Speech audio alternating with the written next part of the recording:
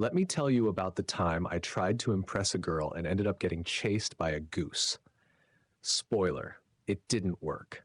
So I was at the park with my friend Jake, just hanging out, tossing a frisbee around, when I spotted her.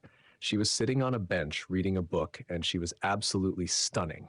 You know those moments where the world feels like it's in slow motion? Yeah, it was one of those. Jake noticed me staring and said, "Dude, just go talk to her." But I'm not exactly the smoothest guy around, so I was like, no way. Instead, I decided to play it cool and show off my incredible frisbee skills. I turned to Jake and said, "Throw it long."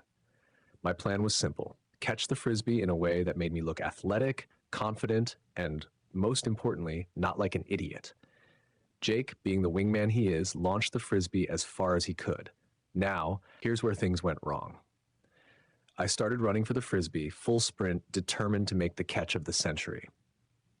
But what I didn't see was the goose, this massive, angry-looking goose that was just chilling near the path. As I got closer, the goose stood up and flared its wings. I swear it looked at me like, "You've made a terrible mistake." But I was already committed, so I kept running. That was mistake number 2. The frisbee landed a few feet away, and as I bent down to grab it, the goose charged. Full speed. Hissing. Wings flapping. It was like something out of a horror movie. I panicked and started running, but the goose was relentless. I could hear Jake laughing his head off in the background, which was super helpful.